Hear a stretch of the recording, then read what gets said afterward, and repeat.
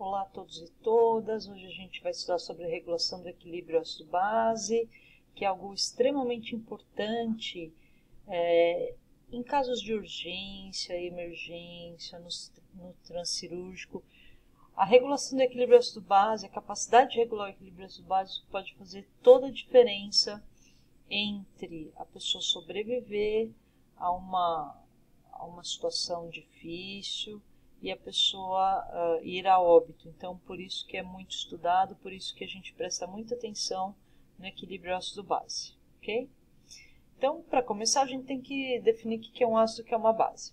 Geralmente, no colégio, nós aprendemos que ácido é quando tem H+, e base é quando tem um H-.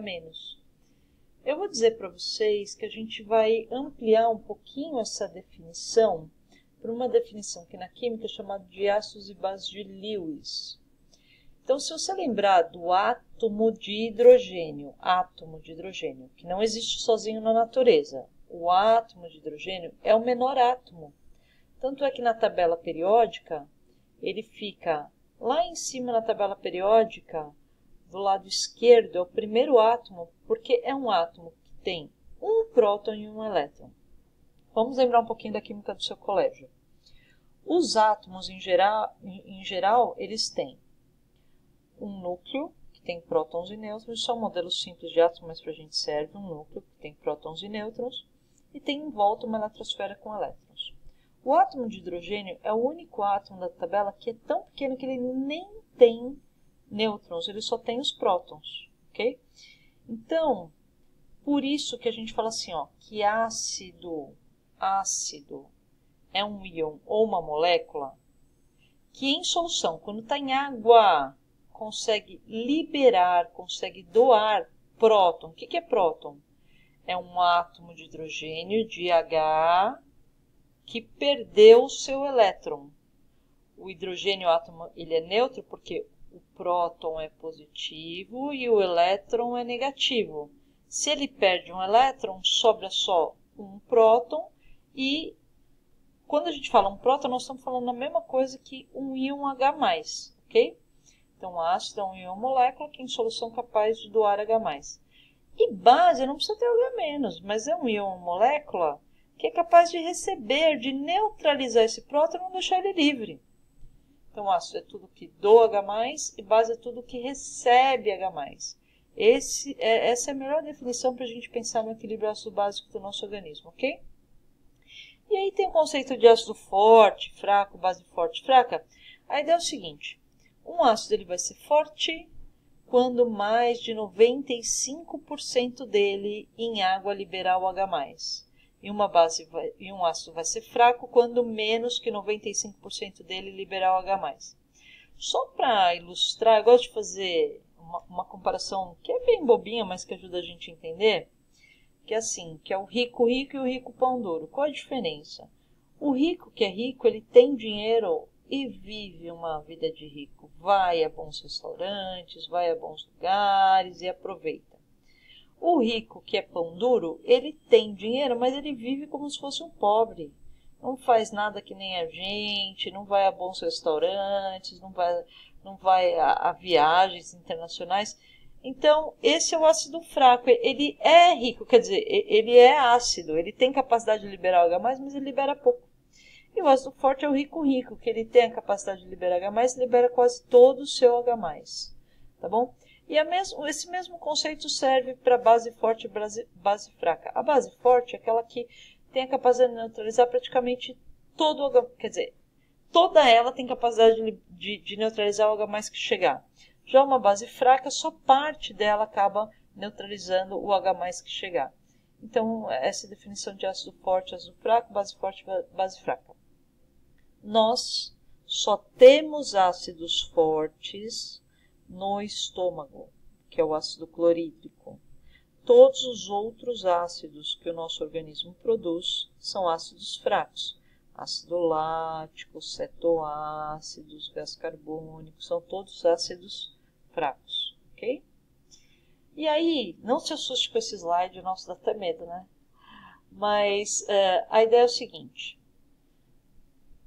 Ácido tem a capacidade de liberar H+, liberar prótons.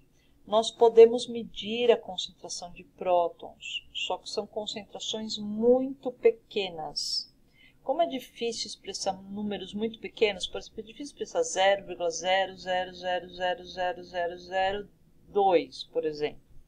Então, para evitar escrever todos esses zeros e tudo mais, ao invés de expressar a concentração de prótons, é expresso o potencial de hidrogênio, que é o pH, que é inversamente proporcional à concentração de prótons.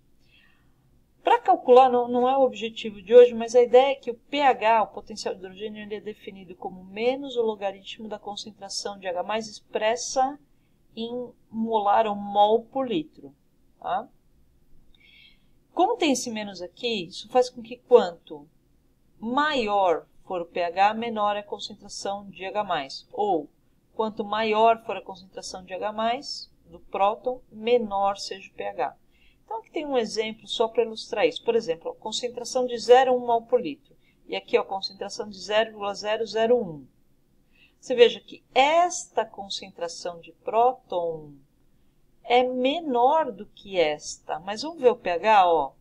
Este pH, que se refere a esta concentração de prótons, é maior do que o pH anterior, que se refere a uma concentração maior de prótons. Então, o que eu quero que vocês tenham assim de pronto é que pH e concentração de prótons são inversamente proporcionais. Quanto maior o pH, menor prótons. Quanto menor o pH, maior a concentração de prótons. Tá? E essa relação matemática vocês não precisam se preocupar neste momento, ok? Então, a escala de pH, ela é definida de 0 a 7 na química, sendo que 7 seria o pH da água pura, o pH neutro. Todo pH que for abaixo de 7, nós vamos considerar pH ácido. Todo pH que for acima de 7, nós vamos considerar pH básico. Ok? Isso é pH. O pH do nosso sangue não é 7. O pH do nosso sangue é 7,4. Sendo que o pH do nosso sangue, ele varia entre 7,35 e 7,45. Nós vamos discutir, mas o pH sanguíneo ele é medido no sangue arterial, porque o sangue arterial é um sangue que acabou de ser trocado, e ele tem mais oxigênio e ele tem pouco gás carbônico. O gás carbônico, ele interfere muito no pH. Então, se a gente medir em sangue venoso, nós vamos ter uma interferência, porque sangue venoso é um sangue que tem mais gás carbônico. Se o sangue venoso acumular um pouco mais de gás carbônico, ele vai estar um pouquinho mais ácido. Então, a gente não tem certeza do pH, se é por causa do metabolismo, não. O fato é que nós medimos o pH sanguíneo no sangue arterial e que ele pode variar somente de 7,35 a 7,45 em pessoas saudáveis, em pessoas que estão bem, pessoas eutróficas. Ele varia bem pouquinho, de 7,35 a 7,45. Qualquer pH abaixo de 7,35 é considerado anormal, é acidose. Ou seja, um estado mais ácido do sangue. Qualquer pH acima de 7,45 é considerado anormal, é considerado alcalose, tá bom? Se você, neste momento, estivesse com pH abaixo de 7,35, por exemplo, 7,28, 7,25, que está mais ou menos aqui, você estaria se sentindo mal, seus neurônios não funcionam bem, o organismo não funciona bem, o coração não funciona bem, o rim não funciona bem, nada funciona bem, pH abaixo de 7,35. Se você tivesse com pH 7,50, 7,60, a mesma coisa, seu organismo não estaria funcionando bem. Então, se você está bem, é porque o seu pH está aqui, ó, entre 7,35 e 7,45. Se por acaso o organismo falhar ao controlar o pH e o pH cair abaixo de 6,8, isso é incompatível com a vida, gera morte. Bem como, se o organismo não conseguir regular o pH e o pH subir acima de 8, também é incompatível com a vida. Então, o sujeito que tem pH sanguíneo perto de 7 está muito mal. Um sujeito que tem pH sanguíneo 7,5, 7,6, 7,7 está muito mal, certo? Então, por isso que é importante manter o pH 7,4 e a gente vai ver como que o organismo faz isso, quais são os mecanismos que nós temos para manter o pH nesta faixa, entre 7,35 e 7,45. Aqui nós vemos, só a título de curiosidade, como varia a concentração do íon hidrogênio e o pH em diferentes líquidos corpóreos. Então, a gente está vendo em sangue arterial, cujo pH é 7,4. Essa é a concentração em mol por litro. Então, seria 0,004 zeros e o número 4. Né? No sangue venoso é um pouquinho menor o pH. Você lembra que pH é inversamente proporcional à concentração de prótons. Então, se o pH é menor, é porque tem mais prótons do que no sangue arterial. Quem faz isso acaba sendo o CO2. No líquido intersticial, que é o líquido que está fora da célula, mas não está no sangue, que preenche o tecido, ele se equilibra com o pH do sangue venoso. O líquido intracelular pode variar a depender do metabolismo da célula, porque quando a célula está com muito metabolismo, nossas células, em geral, produzem ácido no metabolismo, então o pH tende a ser um pouquinho mais baixo. Por exemplo, durante um exercício físico muito intenso, o pH de algumas células lá no citoplasma, dentro da célula, pode cair um pouquinho, até 7,4. A urina, olha que interessante, a urina pode variar de 4,5 a 8. Por quê?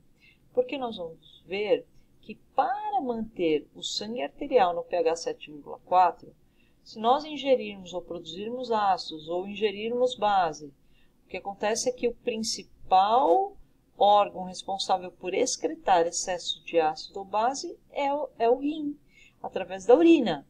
Então, se a gente produzir muito ácido, comer muito ácido, a urina tende a ser mais ácida para eliminar esse ácido, não acumular no sangue.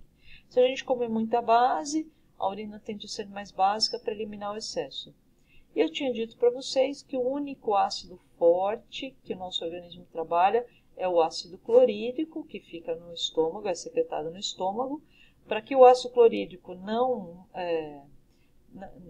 acabe danificando a própria parede do estômago, nós temos proteções, nós temos prostaglandinas, nós temos, enfim, muco para proteger um pouquinho as células do próprio estômago, porque o pH do estômago, isso aqui é assim, um extremo, né? Num extremo de secreção de ácido gástrico, nós podemos chegar a um pH até menor que 1, 0,8, quer dizer, isso é muito, muito ácido. Em geral, nosso estômago trabalha com pH em torno de 3, mas numa secreção intensa nós podemos chegar até 0,8, ok? Então, nós vamos continuar na próxima aula.